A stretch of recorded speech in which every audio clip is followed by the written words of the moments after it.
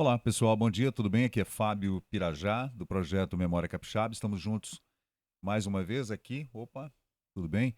Hoje é quinta-feira, dia 17. Era para eu ter feito um vídeo no dia 15, no dia da proclamação da República, mas infelizmente nós tivemos contratempos, né? Mas nada grave, tudo certo. E hoje eu vou falar sobre a proclamação da República nos jornais do Espírito Santo. Aí vocês estão vendo algumas figuras importantes, né, que nós tivemos aqui nas nossas revistas, ah, nos nossos jornais, né, periódicos, né? E se deu em 1889, né? Alguns falam em proclamação popular, outros falam em golpe militar, que de lá para cá o Brasil veio tendo golpes militares sucessivos, né?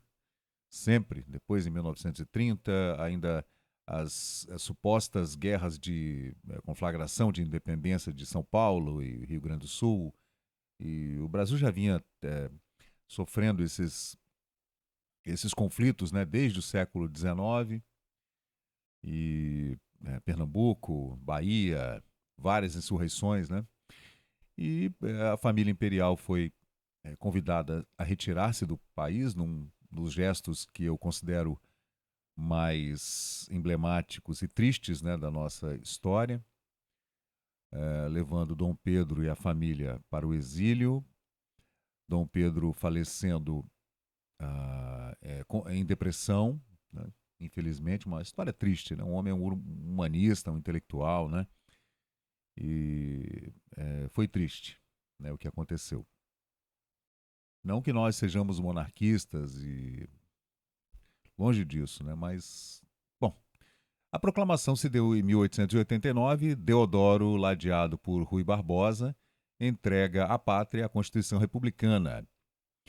A despeito de não ter havido a participação popular no dia 15 de novembro, a proclamação da República não se explica pelo ato de Deodoro da Fonseca. E segue. É que aos desgastes sofridos pelo Império no caso da abolição da escravidão, somavam-se as chamadas questões religiosas e militares, bem como a insatisfação política e também o descontentamento da nova lavoura do café a oeste paulista, em supremacia econômica mais vinculada à política tradicional. Aí a gente entra logo depois naquela política do café com leite, da Primeira República, da República Velha, né? E esse texto está no site Morro do Moreno, arquivo de Hélio Silva. A questão religiosa não levou a Igreja a aderir aos republicanos, nem tampouco a abolição tornou o escravocrata partidário do novo regime, mas teve a importância de enfraquecer os sólidos laços que até então uniam a Igreja à monarquia, que adotaram o catolicismo como religião oficial.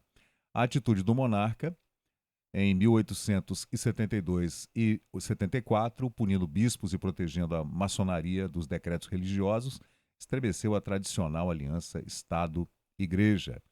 Aí o autor vem falar sobre a aliança entre o Império e a Igreja Católica tradicional, né? E, por conseguinte, a abolição da escravidão, assinado pela princesa Isabel, a monarca que sucederia Dom Pedro no trono do Brasil, e também foi a segunda mulher estadista, né, brasileira.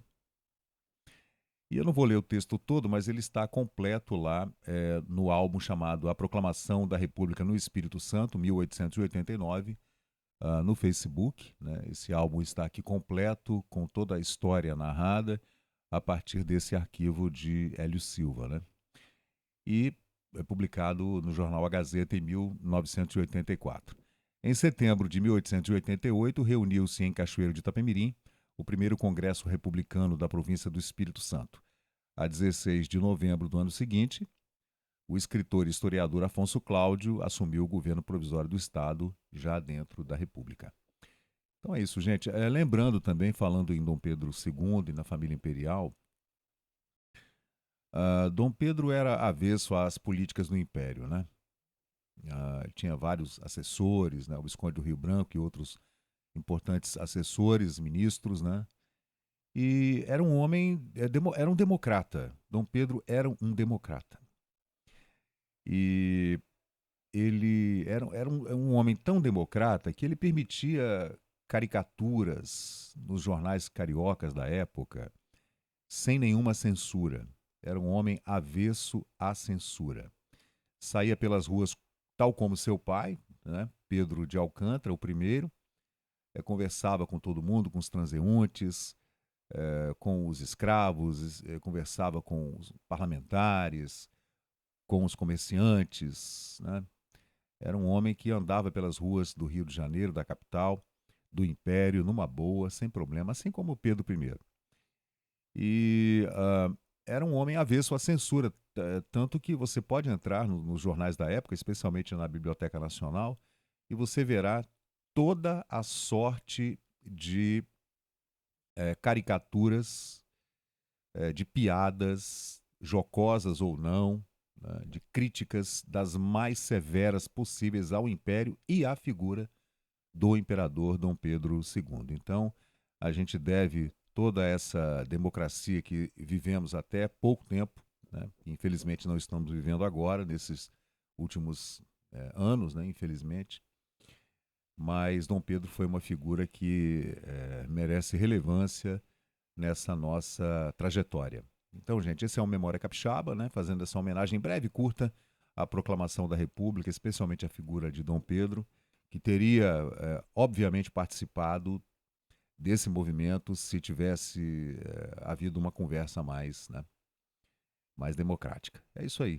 Então, muito obrigado a todos. Eu sou o Fábio Pirajá, do Projeto Memória Capixaba. Você pode entrar em contato conosco a qualquer momento, em todas as plataformas digitais, aqui no Facebook, no YouTube, no BitChute, no Rumble, no Truth Social, no Gab, Twitter, Instagram, TikTok, Hello, Kawaii.